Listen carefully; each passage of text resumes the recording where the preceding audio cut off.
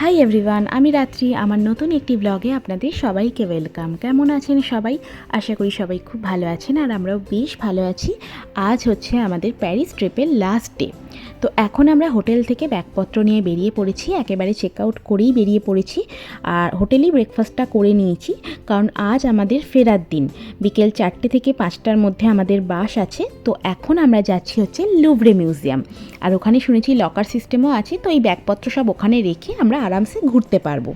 তো একটা মেট্রো করে ওই 15 থেকে 20 মিনিটের মধ্যে আমরা পৌঁছে গেছিলাম। আমরা যাচ্ছি হচ্ছে ওয়ার্ল্ডের সেকেন্ড লার্জেস্ট মিউজিয়াম, লুভরে মিউজিয়াম। এখানে আসলে বোঝা যাবে মিউজিয়ামের বিশালত্বটা। যে মিউজিয়ামটা হচ্ছে মোস্ট ভিজিটেড একটা মিউজিয়াম, যেটাকে আমরা মোনালিসার বাড়ি হিসেবেও চিনে থাকি। আর সকাল 10টায় আমাদের টিকিট কাটা রয়েছে, আমরা অনলাইনে আগে থেকেই বুক করে এসেছি। আর টিকিটের প্রাইস পড়েছিল এক একজনের 22 ইউরো, মানে ভারতীয় টাকায় 2000 টাকা। তো চলুন আজকের ব্লগটা দেখতে থাকুন, আশা করছি আপনাদের ব্লগটা ভালো লাগবে। লুভরে মিউজিয়াম এতটা ফেমাস কেন? তার অনেকগুলো কারণ আছে, তবে স্পেশাল একটা মাস্টারপিসের জন্য বিখ্যাত, আর তা হলো মোনালিসা। এটা হচ্ছে লিওনার্দো দা ভিঞ্চির আঁকা, আর তিনি হচ্ছেন ইটালিয়ান আর্টিস্ট। এই লুভরে মিউজিয়াম বিশ্বের বৃহত্তম শিল্পকলা জাদুঘর এবং ফ্রান্সের রাজধানী প্যারিসে অবস্থিত। শহরের কেন্দ্রভাগে এই বিশিষ্ট স্থাপনাটি সিন নদীর পাড়ে অবস্থিত। লুভরে মিউজিয়াম 10ই অগস্ট 1793 সালে মূলত 12 থেকে 13 শতকের শেষের দিকে রাজা ফিলিপ II-এর অধীনে নির্মিত হয়েছিল। আর এই মিউজিয়ামে আছে বিখ্যাত সব শিল্পকর্ম। যদিও বা লুভরে মিউজিয়ামে 35,000-এরও বেশি ফেমাস মাস্টারপিস আছে, যার মধ্যে সবার মূল আকর্ষণ হচ্ছে মোনালিসা। এখন আমরা মিউজিয়ামের ভেতরে ঢুকে পড়েছি, আর বেশিক্ষণ লাইন দিতে হয়নি, খুবই অল্প লাইন ছিল, যার জন্য তাড়াতাড়ি হয়ে গেছে। আর আমি জানি না ভিডিওতে কতটা শেয়ার করতে পারবো। তো এখন আমরা একটা ইনফরমেশন ম্যাপ নিয়ে নিয়েছি। পুরো মিউজিয়ামটা এত বড়, মনে হবে যে গোলকধাঁধা, একদিনে কোনো মতে কভার করা সম্ভবই না। এখানে যত ভিজিটাররা আসে তার মধ্যে 65% হচ্ছে ফরেন ট্যুরিস্ট। প্যারিসের লুভরে মিউজিয়ামে এত সুন্দর সুন্দর সব শিল্পকর্ম দেখে মুগ্ধ না হয়ে আপনি থাকতেই পারবেন না। প্রথমেই যেখানে এসেছি সেখানে গ্রিক আর রোমান সভ্যতার কিছু স্কাল্পচার আপনারা দেখতে পাবেন। এই মিউজিয়ামটা হচ্ছে ওয়ার্ল্ডের সবথেকে বড় মিউজিয়ামের মধ্যে একটা। আর এই মিউজিয়ামে শুধু এক্সিবিশন এরিয়া যেটা আছে সেটা হচ্ছে 73,000 স্কোয়ার মিটার, মানে ধরুন 8 লাখ স্কোয়ার ফুট। মানে বুঝতেই পারছেন একটা মানুষের পক্ষে 8 লাখ স্কোয়ার ফুট কিন্তু হেঁটে ঘোরা মুখের কথা নয়। আমরা একদিনে ঘুরে শেষ করতে পারিনি, এতটা বড়। এই মিউজিয়ামে মেনলি 4টে ফ্লোর আছে। আমরা সব তো ঘুরতে পারিনি, কারণ একটা জায়গায় গিয়ে আমাদের ম্যাপ পুরো ঘেঁটে গেছিলো, তাই জন্য। আর আমাদের বাসের টাইমও 4টে-5টা নাগাদ ছিল, তো সেই বুঝে আমাদের আর কি ঘুরতে হয়েছিল। মানে চোখ ধাঁধানো এত সুন্দর সুন্দর সব শিল্পকর্ম পুরো ভিডিওতে ফুটিয়ে তোলা সম্ভব না। যতটা পেরেছি আপনাদের সাথে শেয়ার করার চেষ্টা করেছি। এগুলো নিজের চোখে না দেখলে বোঝার উপায় নেই যে কতটা সুন্দর সব কিছু। ওপরের প্রতিটি কাজ, শিল্পকর্মগুলো অসম্ভব সুন্দর ও মনোমুগ্ধকর, দারুণ সব কারুকার্য। লুভরে মিউজিয়ামের মূল আকর্ষণ হলো মোনালিসা। চিত্রকর্মগুলো এক একটা এত বেশি সুন্দর, পুরো ডিটেলসটা প্রতিটা চিত্রকর্মের সাথে দেওয়া আছে। 537টি চিত্রকর্মের প্রদর্শনী হয়েছিল 1793 সালে, যার বেশিরভাগ কাজই ছিল রাজকীয়।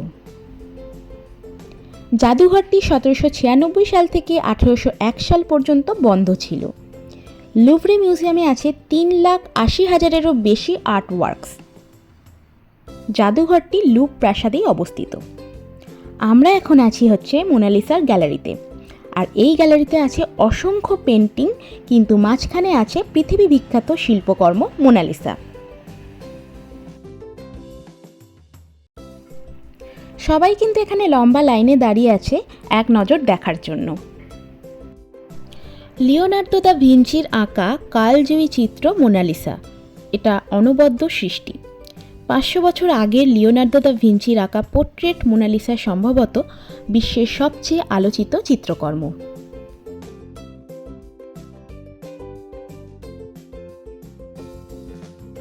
উইকিপিডিয়া তথ্য মতে লুভরে মিউজিয়ামে যেসব শিল্পকর্ম রয়েছে মাত্র কয়েক ঘন্টা সময় নিয়ে সব কিছু দেখা কিন্তু সম্ভব না।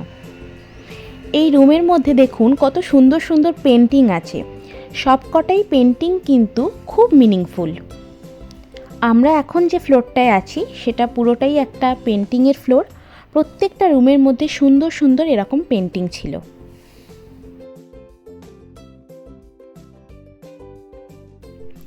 লুভরে মিউজিয়ামের ভাস্কর্যগুলি হাজার হাজার বছরের ইতিহাস সহ অত্যন্ত সূক্ষ্ম শিল্পের ভাণ্ডার। প্রতিটি ভাস্কর্যের এক একটি গল্প আছে, যার বেশিরভাগই গ্রিক মিথ বা বাইবেলের গল্প।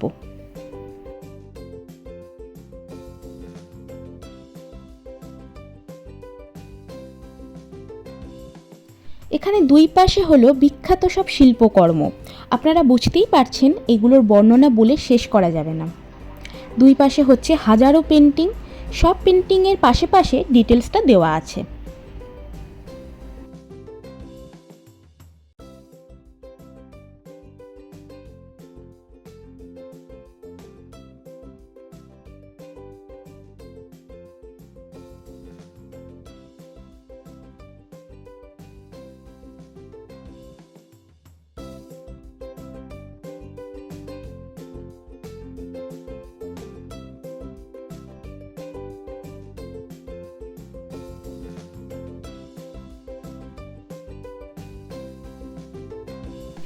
এবার যে রুমটায় এসেছি এখানে ফ্রান্সের বিভিন্ন রাজা রানীদের ক্রাউন, জুয়েলারি এসব রাখা আছে।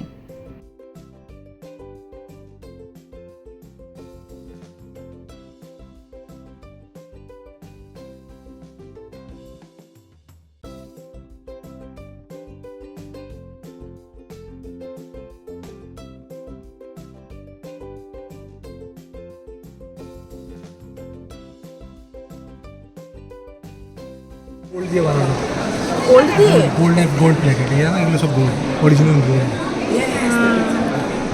সব বানানো, রাজারা সব ইউজ করতো। পাত্র সিলভার দিয়ে বানানো, কোনটা গোল্ড দিয়ে বানানো।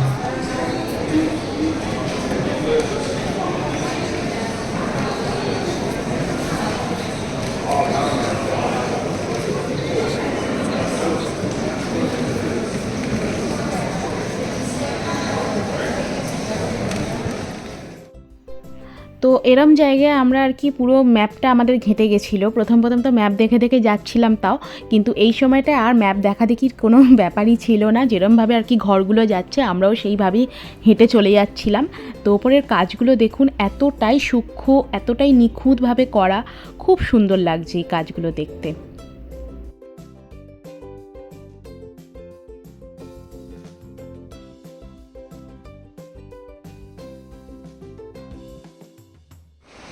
কি এগুলো বলো? এই যে আগেকার দিনে সব পেন্টিং হতো, তখন এরকম টাইপের হতো, মানে বোতল গ্লাসের ওপর করতো, মানে যেটাকে বলে পাত্র বলি আমরা, পাত্রের ওপর হয়। এটা হচ্ছে যে তোমার গডস অফ অলিম্পিয়াস, মানে এই যে ডিফারেন্ট গডস আছে, হ্যাঁ কি আছে? তাদেরকে বিভিন্ন গ্রিক গডদের নিয়ে। ও আচ্ছা। ফার্স্ট হচ্ছে জিউস, হেরা, ডেমেট্রিস, পসাইডন, এদের সব তিনজন মেন গড থাকতো। এটা আমি খুব ভালো বলতে পারি। তিনজন গড ছিল, জিউস, পসাইডন আর হেডিস। তিনজন, একজন স্বর্গের রাজা, এ পাতালের নরকের রাজা, এ জলের রাজা।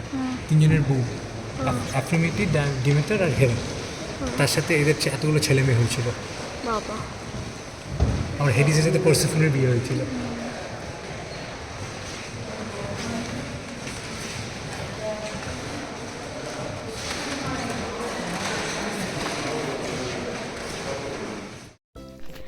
এখানে আছে রাজাদের ইউজ করা কিছু কাপ প্লেট, কি সুন্দরভাবে সাজিয়ে গুছিয়ে যত্নে রেখেছে দেখুন।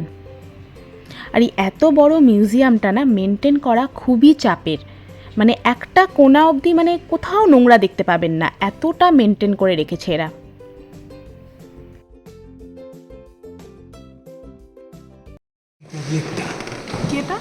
এগুলোকে ট্যাবলেট বলা হতো, যার উপর লেখা হতো। ছবি আসছে না ভালো, কেন সাদার উপর কাঁচে রিফ্লেক্ট করছে। না, এইগুলোর জন্য আমি আসতে রাজি আছি, এগুলো অসম্ভব ইন্টারেস্টিং বিষয়। এই হায়ারোগ্লিফিক্স পড়ে সব উদ্ধার করে যে কী হতো আগে হতো। এই ছবিগুলোর একটা মানে আছে, এগুলো পড়ে উদ্ধার করতো। হ্যাঁ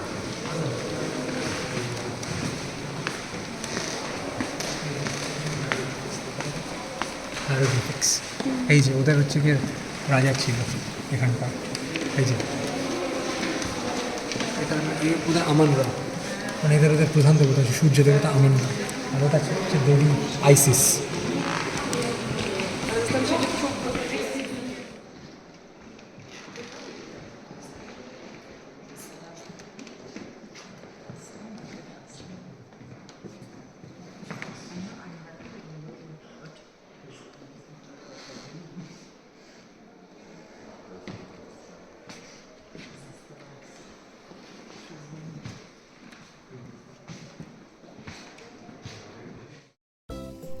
আর এই রুমটাতে আছে সব রাজা রানীরা যেসব চেয়ার টেবিল সিন্দুক ব্যবহার করতো সেগুলোকে সুন্দরভাবে রাখা আছে।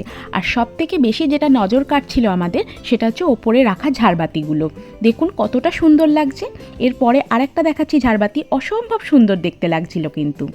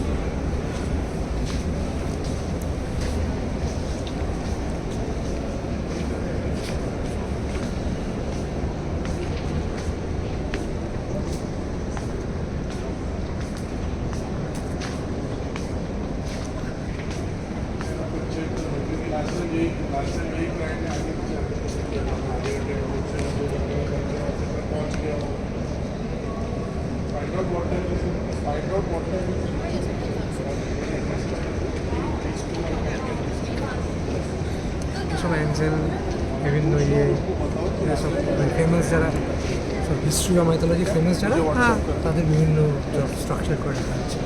এই যে যেমন ধরো এই যে হচ্ছে বেলিদা, এটা একটা ম্যাট্রো বলে একটা নভেলের মেম্বার ছিল, মানে নভেলের পার্ট ছিল।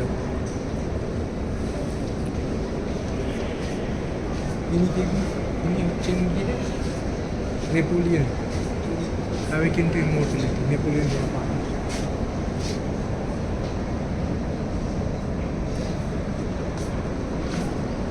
একটা ফেমাস একজন আর্কিটেক্ট, এটা প্রমিথিয়াস, এটা বন্ধ করে রাখা হয়েছে।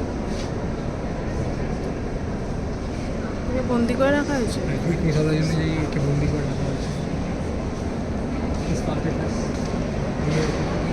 এই হচ্ছে কি তোমার তো হেঁটে ঘুরতে ঘুরতে এখন পেয়ে গেছে আমাদের খিদে। তো আমরা ভাবলাম এই মিউজিয়ামের ভেতরেই খাবারের জায়গা আছে, ওখান থেকে খেয়ে নিয়ে একেবারে বেরিয়ে যাব, কারণ বেলাও হয়ে গেছে অনেকটাই, 2:30-3টে মতন বাজে, সেই সকাল 10টায় ঢুকেছি। তো চলুন আগে খাওয়া দাওয়াটা করে নিই।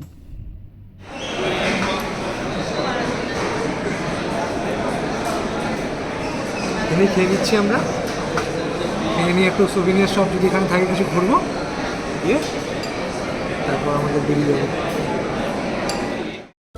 তো এখানে আমাদের খাওয়া দাওয়া করা হয়ে গেছে, এখন আমরা বেরিয়ে যাচ্ছি। এখান থেকে 2টো মেট্রো নেব, তারপর একেবারে বাস স্ট্যান্ডে চলে যাব। আমাদের বাসের টাইমও হয়ে যাচ্ছে আস্তে আস্তে।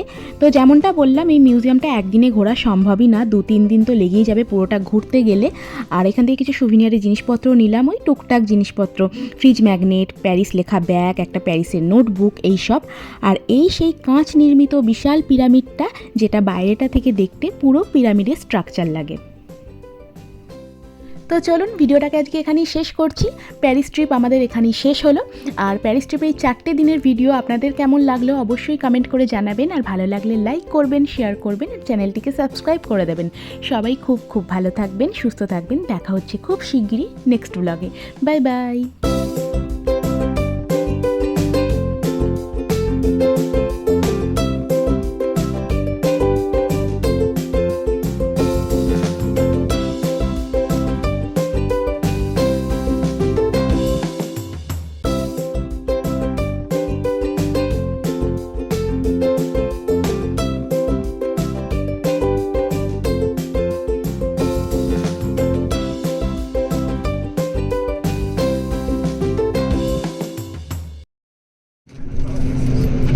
প্যারিস এই যে তাহলে দেখতে পাচ্ছ? বুঝতে পেরেছি, হ্যাঁ হ্যাঁ। এখানে 5টা গোলের সাইন আছে, তার মানে ওটা প্যারিস অলিম্পিকের সাইন। ও হ্যাঁ হ্যাঁ হ্যাঁ। ওই অলিম্পিকের সাইন মানে অলিম্পিক হতে চলেছে, তার জন্য এই শহরটাকে পুরো ওরা মানে ইয়েতে মুড়িয়ে দেবে। বাবা কি মেঘ করে এসছে দেখো, দেখুন আপনারা। আমরা যাচ্ছি বাড়ি, আর এখানে বৃষ্টি স্টার্ট হলো। আমরা যতদিন ছিলাম রোদ ছেড়ে দিয়েছে। হ্যাঁ, রোদ তেড়ে দিয়েছে, গরমও সেরম ছিল, কিন্তু হ্যাঁ আমরা যাকে ঘুরেছি ভালো। ভালো ঘুরেছি। এক্সপিরিয়েন্স খুবই খুবই ভালো ছিল। অবভিয়াসলি লোকে যা বলে সেটা সত্যি, প্যারিস একবারে কভার হয় না। হ্যাঁ, আমরা যেটুকু পেরেছি কভার করেছি। করেছি। এবার যদি আমরা এখানে থাকি তাহলে আবার আসবো।